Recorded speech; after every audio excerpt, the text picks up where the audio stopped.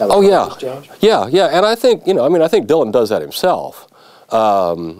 These retrospective or the bootleg series. Telltale Signs, that latest album, is just great, but I think you've got to get a sense of, the changes that he's gone through, and particularly those last 3 albums of original material.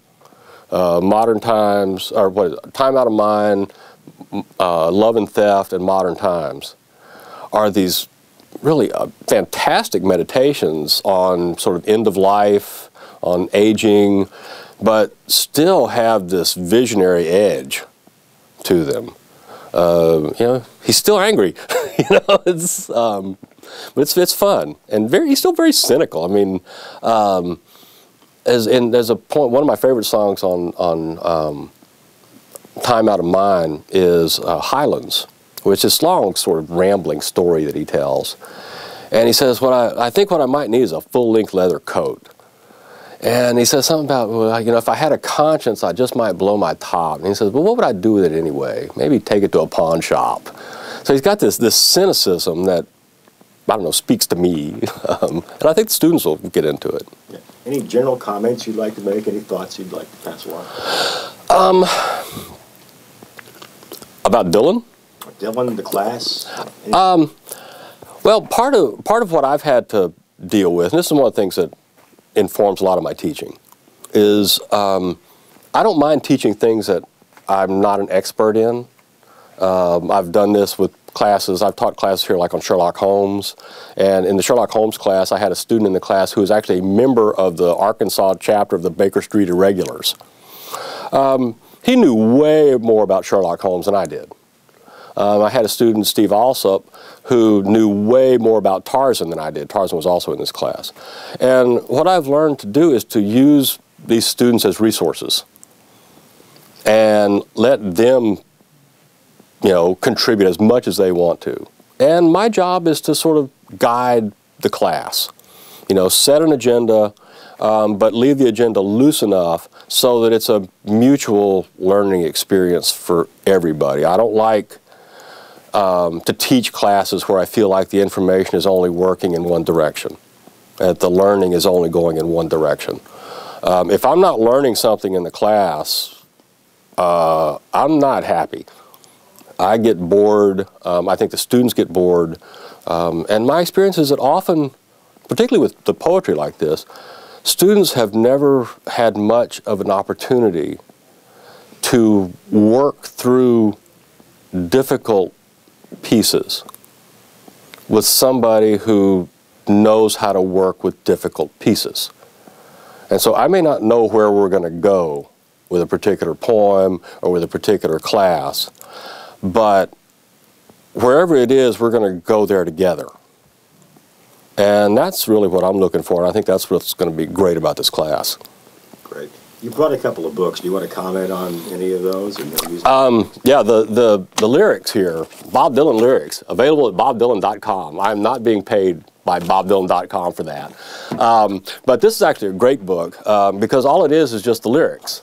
One of my daughters gave me a copy of the Bob Dylan songbook, which is useful. It's got all the lyrics, but also it has the music.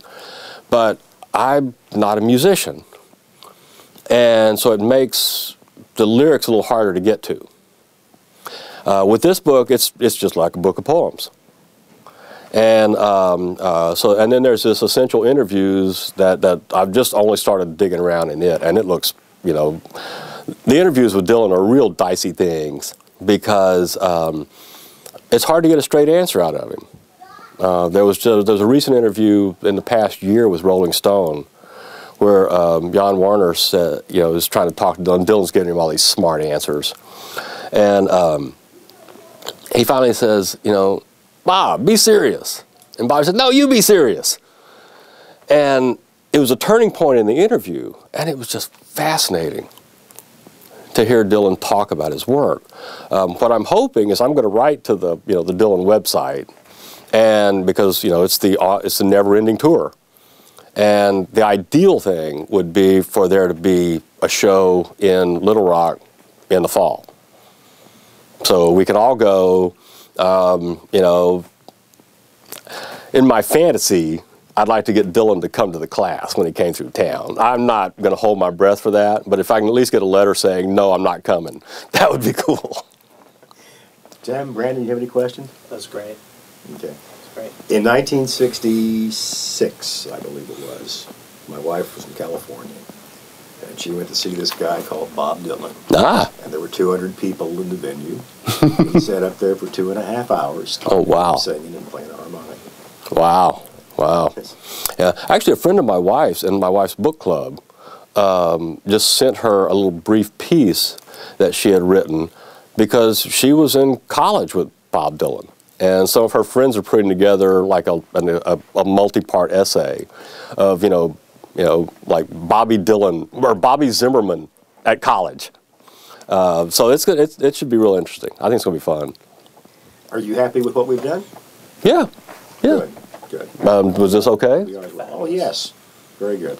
I first heard you lecture in about 1993. Oh, okay. You were on the other side of the partition. Now we're an old Stabler. Oh, uh-huh. I renovated. I was listening to you and not my instructor. Ooh. Yeah, I can be kind of loud, I guess, but I like to project. Yeah. Well, the class I was in, I was not real thrilled with. You were more interested. But I think this is going to be fun. I think it's going to be a really fun class, and the students are excited about it. Good. And they've been wondering, when are you going to do this? When are you going to do this? And I said, wait, I'm not smart enough yet to do this. So. Okay.